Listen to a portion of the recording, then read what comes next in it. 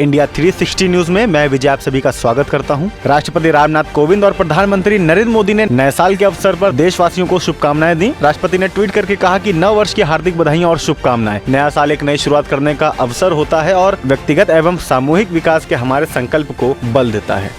PM Modi ने video conferencing के जरिए लाइट हाउस प्रोजेक्ट का किया शिलान्यास। यूपी के मुख्यमंत्री योगी आदित्यनाथ ने शुक्रवार को कहा कि प्रधानमंत्री नरेंद्र मोदी की प्रेरणा से शहरी गरीबों को टिकाऊ और आपदा रोधी आवास उपलब्ध कराने में उत्तर प्रदेश सरकार को सफलता मिली है। और इसी के साथ किसानों का धरना भी 37वें दिन तक जारी रहा। प्रदर्शन कर रहे किसानों के 41 सदस्यीय प्रतिनिधि मंडल के साथ बैठक के बाद केंद्रीय कृषि मंत्री नरेंद्र सिंह तोमर ने कहा था कि 4 विषयों में से 2 मुद्दों पर पारस्परिक सहमति के बाद 50% समाधान हो गया है और शेष 2 मुद्दों पर 4 जनवरी को चर्चा होगी।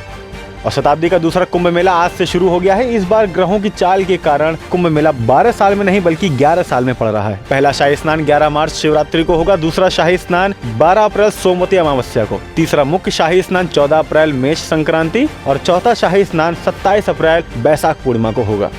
भारत में पिछले 24 घंटों में दर्ज हुए 20,035 नए कोविड-19 केस, 256 और की मौत। स्वास्थ्य मंत्रालय की ओर से शुक्रवार को जारी ताजा आंकड़ों के मुताबिक बीते 24 घंटों में कोरोना के 20,035 नए मामले दर्ज होने के साथ देश में संक्रमण के कुल मामले 1 करोड़ 2 लाख पहुंच गए हैं। वहीं पिछले 24 घंटों में कोरोना की वजह से 256 मौत भी हो चुकी हैं। भारत में अब तक 1,48,994 लोगों की वायरस से जान जा चुकी है। मंत्रालय के आंकड़ों की बात करें तो पिछले 24 घंटों में 23,181 लोग कोरोना संक्रमण से ठीक हुए हैं। न्यूयॉर्क शहर में 14 मार्च को कोविड-19 स्मरण दिवस घोषित किया गया। गुरुवार को मेयर बिल डे ब्लासियो ने इसकी घोषणा की। एक रिपोर्ट के मुताबिक 14 मार्च 2020 को कोरोना वायरस के कारण पहली मौत न्यूयॉर्क में हुई थी और यह दिन उन सभी लोगों की याद दिलाएगा जिनकी मौत इस वायरस के कारण हुई है। नई उम्मीदों के साथ नए साल का आगाज। न्यूजीलैंड और ऑस्ट्रेलिया में हुई खूब आतिशबाजी। सबसे पहले नए साल का आगाज न्यूजीलैंड और ऑस्ट्रेलिया में होता है। वहां पर लोगों ने बहुत ही खुशी के साथ नए साल का जश्न मनाया और आतिशबाजी की। भारतीय समय के अनुसार दोपहर बाद 4:30 बजे न्यूजीलैंड में नए साल का जश्न शुरू हुआ। चोटिल उमेश यादव की जगह टेस्ट टीम इंडिया में पहली बार शामिल हुए नटराजन। इस तरह ऑस्ट्रेलिया के खिलाफ इसी दौरे पर वनडे और T20 क्रिकेट फॉर्मेट में भारत के लिए शानदार डेब्यू करने वाले नटराजन टेस्ट में भी डेब्यू कर सकते हैं। हालांकि टीम में मोहम्मद शमी की जगह शामिल किए गए शार्दुल ठाकुर भी इस रेस में नटराजन से आगे नजर आते हैं। क्रिकेट के भगवान कहे जाने वाले सचिन तेंदुलकर ने ट्वीट करके फैंस को दी नए साल की शुभकामनाएं और लिखा कि जैसे कि हमने ताज़ा शुरुआत की है तो उम्मीद करता हूं कि साल 2021 में हम सुरक्षित और खुश रहेंगे। इस तरह हमने जो भी पिछले कुछ साल से सीखा है उसे आगे बढ़ाना होगा और हमें प्रकृति से छेड़छाड़ नहीं करनी है। कोरोना महामारी के कारण महिला टीम इंडिया का ऑस्ट्रेलिया दौरा हुआ स्थगित। जनवरी 2021 में 3 मैचों की वनडे सीरीज भारत और ऑस्ट्रेलिया की महिला खिलाड़ियों के बीच खेली जानी थी, जो कि न्यूजीलैंड में मार्च में खेले जाने वाले 50 ओवर के विश्व कप का भी एक हिस्सा थी।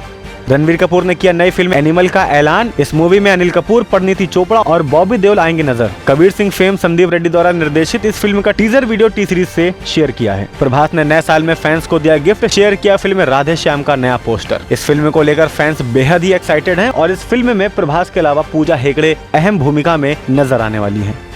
दीपिका पादुकोण ने अपने सारे इंस्टाग्राम और ट्विटर पोस्ट डिलीट करने के बाद इंस्टाग्राम पर एक ऑडियो पोस्ट भी किया है। उन्होंने कहा कि आप सभी इस बात से सहमत होंगे कि 2020 हर किसी के लिए मुसीबत से भरा साल था, लेकिन मेरे लिए यह आभार और मौजूद रहने का साल रहा। आप सभी को नया साल मुबारक हो। दिल्ली और यूपी में बारिश का अनुमान, पहाड़ों पर हो सकती है बर्फबारी। नए साल के पहले हफ्ते उत्तर भारत के ज्यादातर और पश्चिम भारत के कुछ राज्यों में बारिश का अनुमान लगाया जा रहा है। भारतीय मौसम विभाग के मुताबिक मैदानी इलाकों में बारिश की संभावना है और पहाड़ी क्षेत्रों में बर्फबारी का अनुमान भी बताया गया है। मौसम विभाग के मुताबिक 4 और 5 जनवरी को बारिश और बर्फबारी की ज्यादा संभावना है। इसके अलावा पश्चिमी उत्तर प्रदेश, उत्तराखंड के मैदानी क्षेत्र, हिमाचल प्रदेश और जम्मू कश्मीर के मैदानी इलाकों में भी 4 से 5 जनवरी को बरसात के आसार हैं।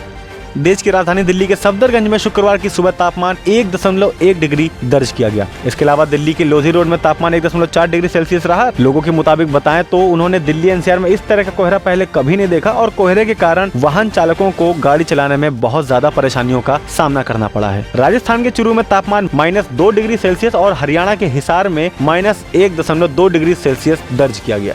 आप सभी को नए साल की बहुत बहुत शुभकामनाएं। आगे की अपडेट के लिए देखते रहिए इंडिया 360 न्यूज, खबर दिन भर की।